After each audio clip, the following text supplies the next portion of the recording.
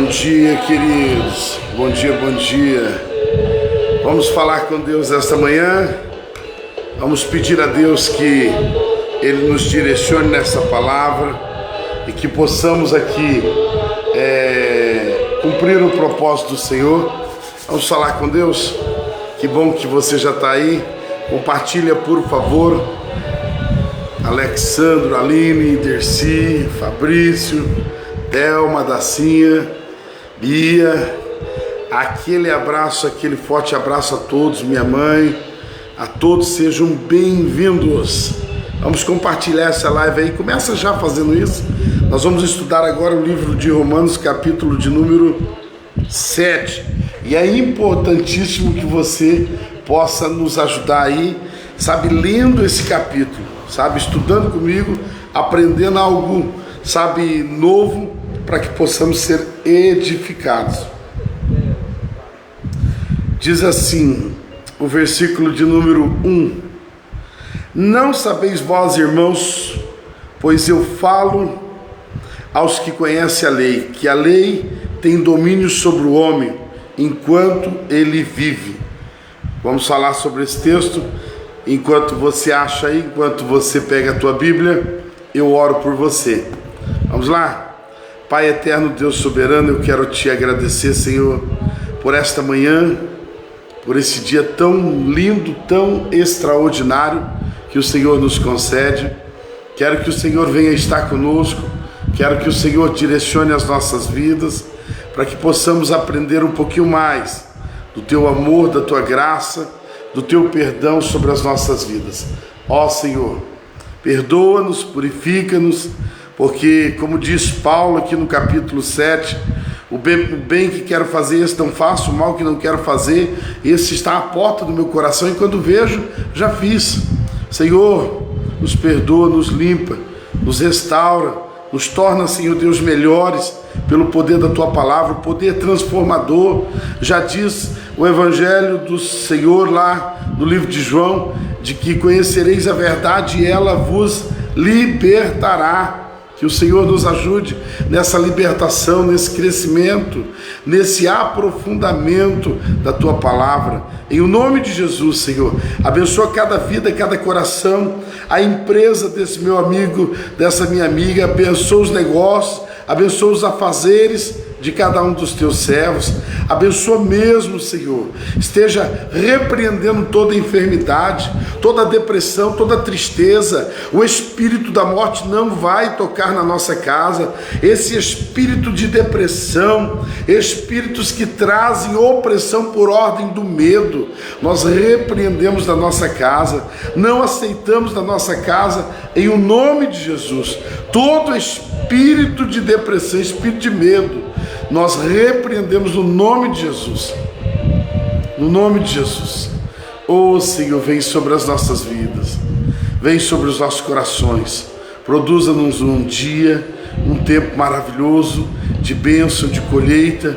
Restaura o coração daqueles que estão perdidos, restaura a vida daqueles que estão distantes, traz aos teus caminhos, que seja um tempo de colheita, que seja um tempo de retorno à casa do Senhor, que as pessoas consigam, Senhor Deus, ó Deus, se quebrantarem diante do Senhor, ouvirem a palavra do Senhor e entenderem a palavra do Senhor, que seja um tempo de misericórdia ao coração de todos aqueles que estão enrijecidos, estão duros, que o Senhor converta o coração deles, que o Senhor promova o perdão, promova a paz, promova o amor, promova, Senhor Deus, a bênção sobre a vida de cada um, em o nome de Jesus Cristo.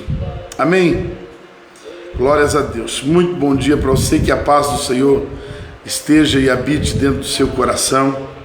Semana maravilhosa, estamos encerrando hoje o mês de março. Amanhã já é abril e amanhã nós já começamos uma etapa nova, semana de Páscoa. Louvado seja Deus, Ele ressuscitou, Ele ressuscitou. Eu desafio você, posta no teu Facebook hoje, posta no teu status, posta a respeito da Páscoa. Sabe, não podemos ficar sem a celebração da Páscoa. É muito provável que os decretos aí do governador, decreto aí do prefeito de cada cidade, vão nos inibir um pouquinho com relação a culto no final de semana. Louvado seja Deus pela nossa cidade aqui. Eu sei que outras cidades circunvizinhas, a nossa, muitos estão fechados, mas a nossa cidade, graças a Deus, né, tem entendido aí a liderança da cidade, prefeito e tudo mais, que é um serviço essencial, e de fato é mesmo. A cidade é muito mais abençoada quando se trata de uma igreja orando, ou muitas igrejas orando. Então nós vamos abrir com 15% da capacidade, mas vamos cultuar. E importante é isso, cultuarmos ao Senhor, celebrarmos ao Senhor pela questão da ocasião, que é Páscoa, é ressurreição, e nós temos que realmente tributar todo louvor ao Senhor pela ressurreição, pelo fato de nós servirmos a um Deus que é vivo, e está conosco aqui agora. Vamos à palavra? Muito bem. Já li para você Romanos 7:1. Não sabeis vós, irmãos, pois eu falo aos que conhecem a lei, que a lei tem domínio sobre o homem enquanto ele vive. Aqui Paulo vai fazer uma analogia. Primeiro deixa eu dizer para você, eu já disse lá no começo de Romanos, que o livro de Romanos ele é uma carta que foi escrita aos romanos, e ela foi escrita com um propósito, de sanar ali toda e qualquer dúvida com relação à lei. A lei é toda a Torá, todo o Pentateuco, ou seja, a lei é a lei escrita.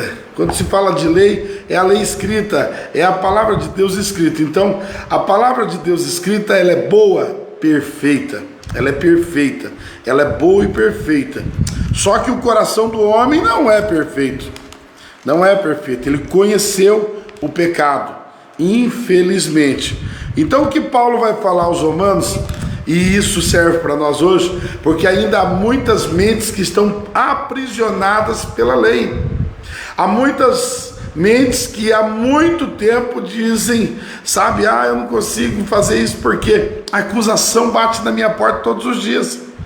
Eu ontem falava com os meninos aqui, e me lembro quando eu comecei a pregar, isso já está fazendo um bom tempo. A primeira mensagem minha foi quando eu tinha 17 para 18 anos, já está indo para quase 30 anos que a gente, desfruta do privilégio de falar ao altar do Senhor. Está indo para quase 30 anos, tá vendo aí, dona Noemi? O tempo está passando para mim, hein? Quase 30 anos que eu estou, servindo a Deus, pregando a palavra do Senhor, quase.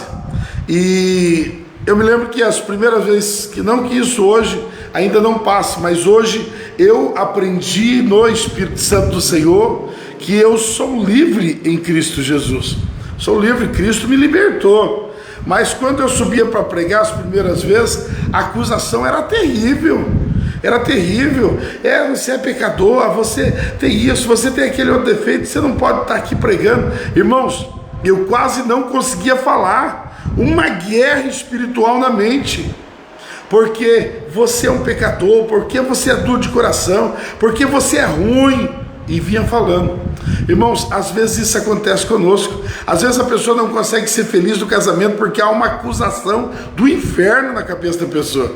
Às vezes a pessoa não consegue ser fiel no dízimo porque há uma acusação terrível na cabeça.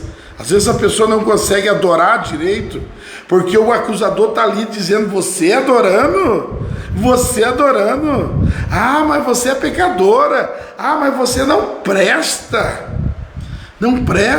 Então, irmãos, existe realmente hoje ainda, um pouco de domínio por falta de conhecimento.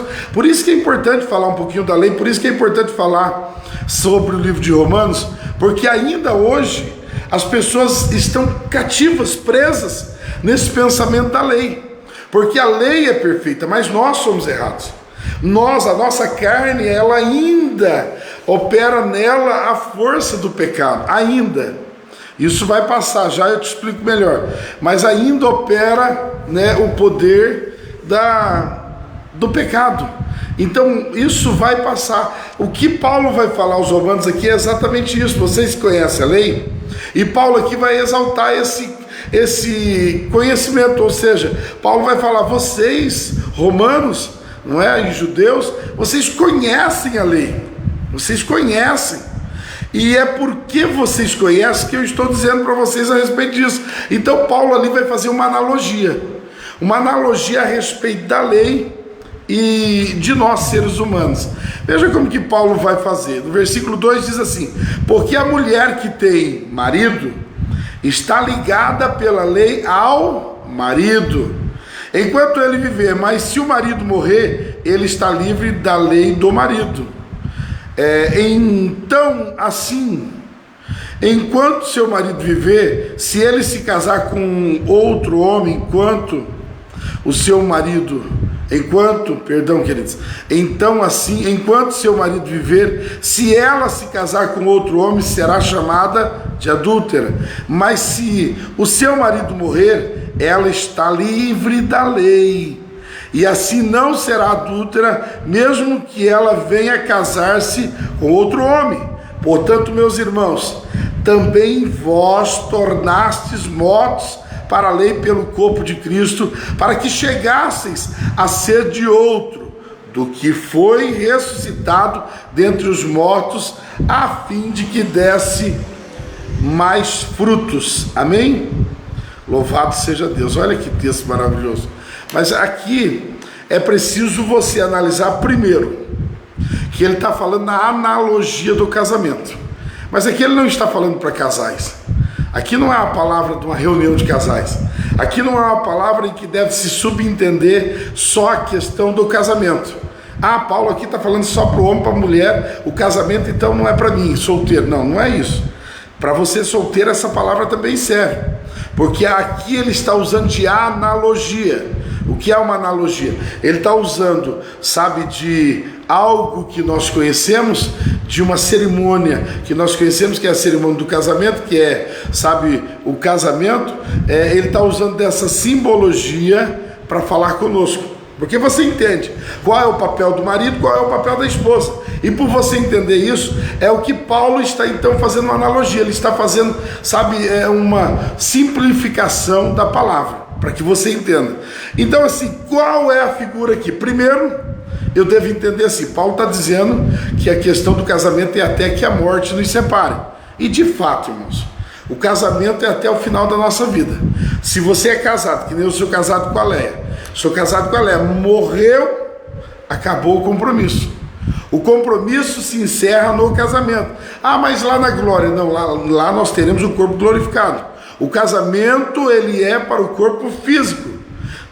Quando tivermos na glória, receberemos um corpo glorificado, do qual não se faz mais justo esse pensamento de que continuamos casados. Não, aí nós estamos livres do domínio do casamento, porque o casamento tem um domínio. Eu preciso me manter fiel a Leia. Eu sou dominado por isso. E eu sou prisioneiro, um prisioneiro feliz, sabe, do amor que tenho pela Leia e ela por mim. Então o casamento é isso. Agora vamos entender então essa analogia. Vamos trocar em miúdos aqui para não ficar tão complicado, não é verdade? Qual que é a analogia? O marido é Deus e a mulher é a lei. O marido é Deus e a mulher é a lei. Isso era muito claro no Antigo Testamento. O marido é Deus e Deus colocou a sua lei, e os dois têm um casamento perfeito, sabe, um casamento perfeito do qual não pode haver nenhum tipo de rompimento, não pode. A lei é para ser cumprida na totalidade. Mas o que a lei provou? Nós já estudamos isso outros dias. O que a lei provou? A lei só veio realçar o pecado do homem. A lei só provou que o homem é pecador e ele é incapaz de servir a Deus. O que a lei provou? Que esse casamento no Antigo Testamento deu adultério para mais de metro. Deu adultério. Como assim, pastor, adultério? Lembra da analogia, casamento. Lembra da analogia? O povo do Antigo Testamento estava quebrando a lei todo dia, todo dia. Dizia que não matava, mas matava. Dizia que, sabe, não roubava, mas roubava. Dizia, sabe, que não profanava, mas profanava. Então todos os dias tinha adultério. Então a lei no Antigo Testamento, ela provou o quê? A lei provou que o homem precisa da lei para saber do seu pecado, mas que não pode ser salvo pela lei. Você entendeu isso? Então o Antigo Testamento, a lei, ela serviu muito para mostrar o pecado do homem. Ela nos ilustra isso, de que nós temos um pecado. E aqui Paulo, até o capítulo 7, ele está sendo muito claro no quê? Em expor o pecado. Por quê, irmãos? Pare e pense. Se você está comigo aqui agora, analisa isso comigo.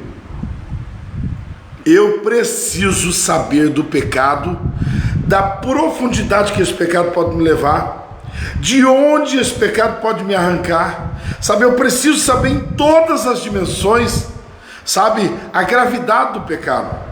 Qual é o problema das pessoas? O problema das pessoas é que eles não sabem, às vezes, eles não querem, na realidade, falar sobre o pecado. Se você chamar uma pessoa para falar assim, vamos falar do caso extraconjugal que você está tendo, você está adulterando, vamos falar, a pessoa nega, fica brava e foge.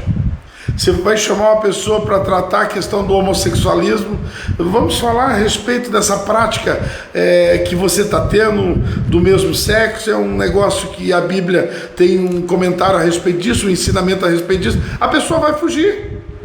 Sabe, pega um homicida e você vai falar assim, olha, existem algumas provas de que você matou alguém. Eu não, e a pessoa vai fugir. Então assim, existe uma dificuldade de tratar com isso, porque o homem foge do pecado, do conhecimento do pecado. O homem, em todos os momentos, está abraçado ao pecado. Sabe, ele peca, nós pecamos, nós erramos. Porém, o homem não gosta muito de falar do seu pecado, não gosta. E quando nós somos confrontados, qual que é a primeira atitude? Ficar bravo. Quem é essa pessoa? Quem é ele para vir falar assim? Quem é ele? Nem o pastor fala assim comigo. E hoje em dia até pastor, irmão. Se pastor falar, quem é esse pastor aí, ó? Quem é esse pastor? Eu vou logo para outro canal, vou logo para, sabe, para outra igreja, porque lá na outra igreja eles não falam assim comigo, não. Esse pastor aqui é ele para confrontar o meu pecado. Irmão, você está pegando ou não? Você está pegando? O pecado, ele precisa ser estudado. Você tem que te conhecer. Você tem que dizer, Senhor, quem sou eu, meu Pai? Me ajuda a me entender. Num casamento ele vai dar certo quando tem diálogo. Já diz que num casamento físico aí, uma das dos maiores riscos de divórcio é o diálogo. Por não ter diálogo, as pessoas se separam, porque não se conhecem. Não se conhecem. Então abre o teu coração para tua esposa. Eu já falei muita coisa da minha vida para a Leia já falou muita coisa da vida dela. Aliás, antes de nós namorar, sabe, a Leia já começou falando da vida dela para mim, antes de nós namorarmos, e muito mais agora, com 23 anos de casado, eu conheço bastante coisa, não conheço 100%, porque só Deus conhece o coração dela, mas a totalidade, mas eu conheço ela muito bem, ela também me conhece muito bem. Agora deixa eu dizer para você, por isso estamos casados. Por isso estamos casados. Por que muitos casamentos não dão certo? Falta de diálogo. Chega, vai dormir, está cansado, nunca tem um diálogo, nunca tem um dia para bater o papo, nunca um vê qual que é a posição do outro, sabe? Precisa conversar para saber qual que é as fraquezas também um do outro.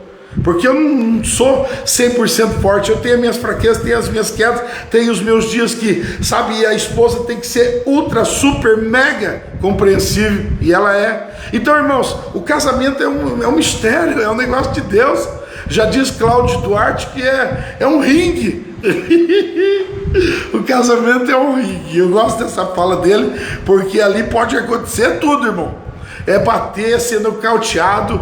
Casamento é um mistério, mas não pode sair dele, irmão. Não pode pular fora do ringue. Quem fala isso é Cláudio Duarte.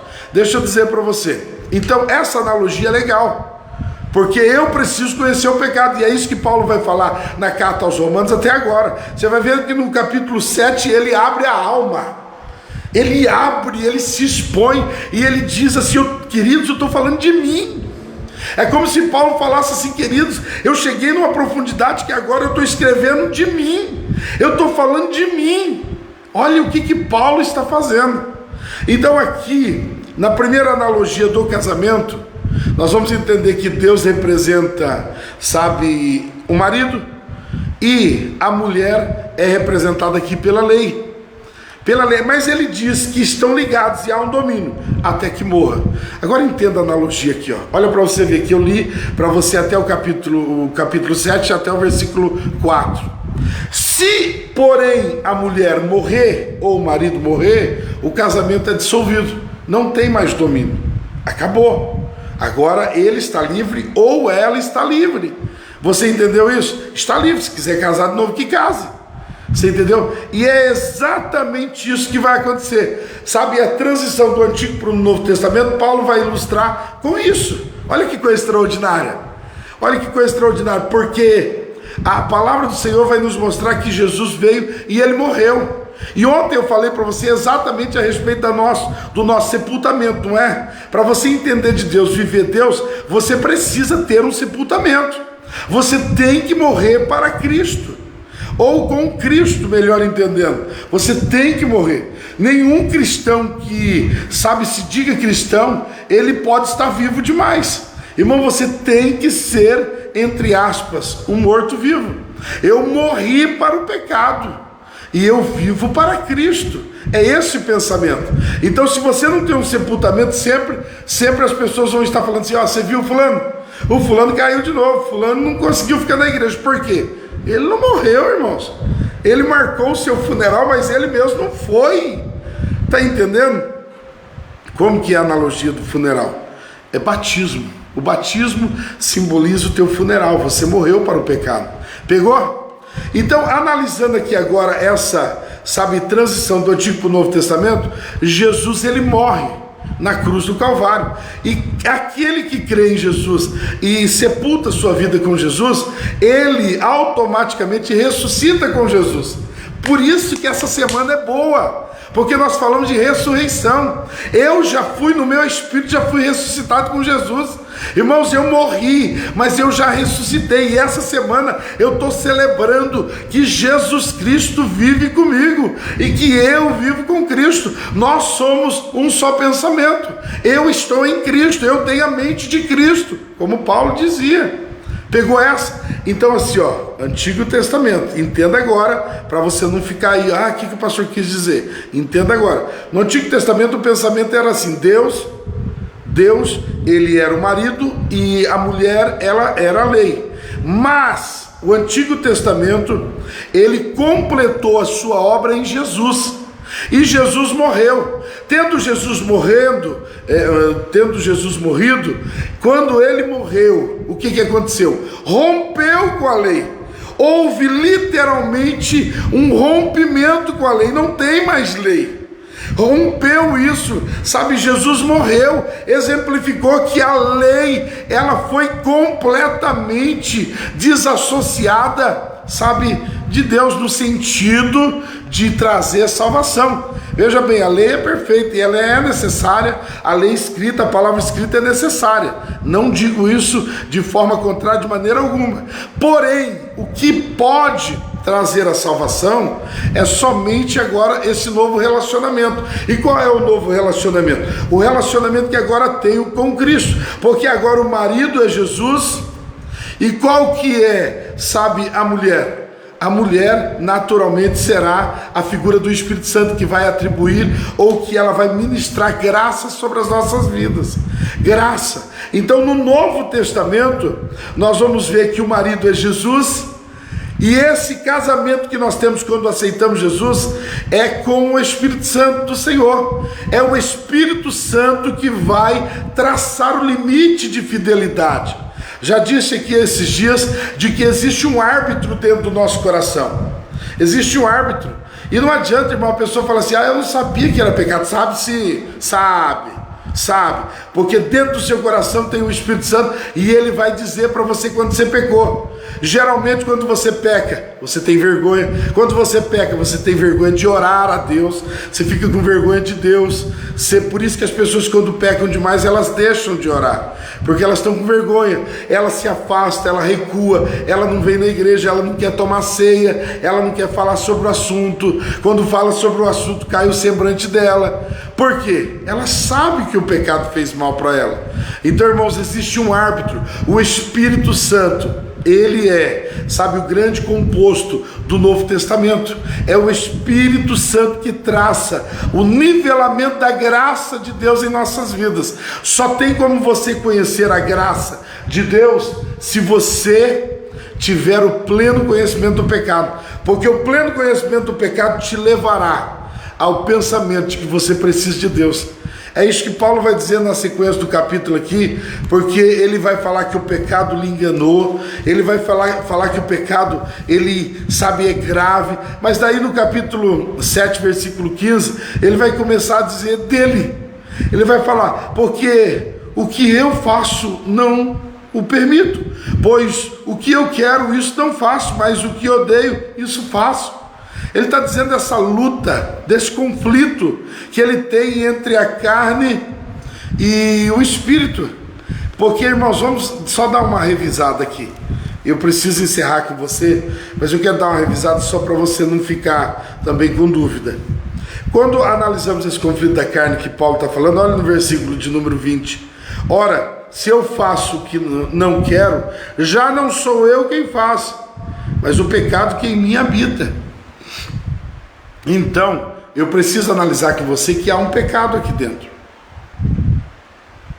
Analisa comigo. O perdão dos nossos pecados na cruz tirou a dívida. A justificação, grava isso. A justificação me libertou da penalidade. A justificação me tornou inocente. Grava isso, por favor. Não perca esse raciocínio. O perdão do Senhor tirou a dívida. A justificação fez mais do que o perdão. A justificação me tornou inocente. A santificação me liberta do poder do pecado. Por que eu tenho que orar, jejuar? Por que eu tenho que ler a Bíblia? Por que eu tenho que vir à igreja? Eu tenho que ter comunhão com os meus irmãos, porque a santidade me liberta do poder do pecado. A pessoa está presa ao pecado, não consegue sair do pecado, ela adultera, ela faz isso, faz aquilo, sabe por quê? Você precisa santificar mais a sua vida, você precisa buscar mais de coração a Deus. Quando você buscar mais a Deus, você vai ser liberto do pecado. Por isso que é importante jejuar, é importante orar, é importante estar na igreja, porque isso te liberta do domínio do pecado. Tá fazendo, sabe, coisa errada, tá adulterando, tá fazendo sexo antes do casamento, sabe, tá fumando, tá bebendo. Falta de santificação. Santificação é separação do mundo, é você se separar do mundo para Deus, é ser crente mesmo, é vir para a igreja mesmo, é ler a palavra de Deus mesmo.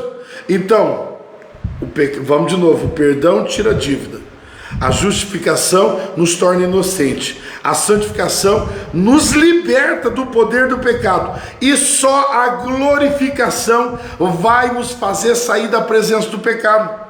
Quando é que seremos ou que teremos um corpo glorificado? Quando formos arrebatados. Então, quando nós estivermos com o Senhor, nós estaremos completamente, fora da presença do pecado. Não haverá mais pecado, não haverá mais injustiça, não haverá mais dor, sofrimento, não haverá mais morte. O Deus enxugará dos nossos olhos toda lágrima, porque o pecado é a razão de todos os males. Já diz o profeta de que a alma que pecar, esta certamente morrerá. Então o pecado é desgraça, irmão. O pecado, ele parece bom, ele é bom à vista da carne. O que eu faço à vista da carne é bom, é prazeroso, gera prazer, mas mata, destrói. E não está falando de um matar só do corpo físico, está falando de uma separação eterna de Deus. Então o pecado é desgraça. Pastor, por que você está falando disso? Eu não estou falando disso, eu estou só transliterando aqui as palavras do livro de Romanos. Paulo fala muito sobre o pecado para que você entenda a necessidade da graça de Deus sobre a sua vida. Você entende que o pecado ainda está com você e você tem que vencer ele? Você entende isso? Se você entendeu isso, então estamos caminhando para a glorificação, porque na glorificação teremos um tempo novo com o Senhor, eterno com o Senhor, e o pecado já não mais habitará em nós. É importante ressaltar que quando nós nascemos de novo, sabe, todo o prejuízo, todo o poder do pecado, toda, sabe, destruição do pecado foi vencido. Sabe, foi vencido na cruz do Calvário, mas era o poder do pecado original, toda a dívida que o nosso antepassado Adão contraiu, nós vencemos, por amor de Cristo Jesus. Agora, tudo aquilo que ainda vai acontecer na semente da nossa carne, no desejo da nossa carne, nós temos que vencer. Esse é o nosso papel. Por isso que a pessoa que fala assim, se aceitou Jesus uma vez, ele está salvo para sempre. Como é que está salvo para sempre? Você tem que vencer o pecado que está aí dentro. Se você realmente entendeu a graça, você tem que vencer o pecado definitivamente dentro de você. Amém? Se você recebe isso, Paulo termina a carta aqui fazendo um agradecimento. Sabe, no versículo 25, eu agradeço a Deus por meio de Jesus Cristo. Depois dele abrir a alma dele e falar assim, olha, eu bem que quero fazer, não faço o mal que não quero fazer, esse eu estou fazendo. Olha como que ele termina o versículo 24, miserável homem que sou, quem me livrará desse corpo, desta morte? Deus, é lógico. E aí ele encerra e ele diz, eu agradeço a Deus por meio de Jesus Cristo nosso Senhor. Assim, pois, com a mente eu mesmo sirvo a lei de Deus, mas com a carne a lei do pecado. Então é com a mente você vai servir a Cristo. Por isso que a gente sempre exemplifica na igreja de que o reino do Senhor já é chegado. Só que hoje o trono do Senhor está dentro de nós e Ele governa de dentro de nós. Por isso que você não pode ter a mentalidade do mundo. Paulo diz assim, nós vamos estudar isso mais para frente, de que não vos conformeis com este mundo. Não posso me conformar com esse mundo, porque a minha mente não é mais desse mundo. A minha mente é uma mente transformada, é mente de Cristo. Amém? Queridos, o tempo passa muito rápido, amanhã é capítulo 8. Você, por favor, dê uma lida nesses capítulos em casa, para que a gente consiga estar falando a mesma língua. Que Deus te abençoe, compartilha essa live, para que outras pessoas sejam abençoadas, edificadas, conheça aí o prejuízo do pecado, a gravidade do pecado, aonde o pecado pode nos levar, mas também da onde a graça de Deus pode nos salvar. O quanto mais profundo levou o pecado, é o quanto mais incapazes nos tornamos, e é por isso que a graça é suficientemente capaz e necessária para nos tirar de lá. Amém? Porque se você não conhecer o pecado, você vai desprezar a graça, você vai desprezar o favor de Cristo na cruz do Calvário. É só quem conhece o pecado é que valoriza o valor da graça de Deus sobre a vida de um pecador, no caso eu. Que Deus te abençoe. Pai, eu coloco a vida de cada um dos meus irmãos, cada um dos meus amigos de Facebook, que o Senhor abençoe, nos dê, ó Deus, a alegria de poder ver isso sendo compartilhado com muitas pessoas, para que, ó Deus, o teu amor seja levado, a tua graça seja melhor entendida no meio da tua igreja, e que as pessoas percebam que o caminhar com Cristo é como um casamento, é na simbologia de um casamento. Nós precisamos sermos fiéis da mente a Cristo Jesus nosso Senhor, e para isso o Espírito Santo está dentro de nós a todos os momentos, nos ajudando a não cairmos na forca que é o pecado, na destruição que é o pecado. Que o Senhor continue nos ajudando e nos dê um dia, uma semana ainda cheia de vitórias. Precisamos concluir este mês na bênção, Senhor, porque amanhã vamos começar um novo mês, segundo a bênção, o amor do Senhor, em nome de Jesus. Amém. Deus abençoe, um forte abraço, fica com Deus.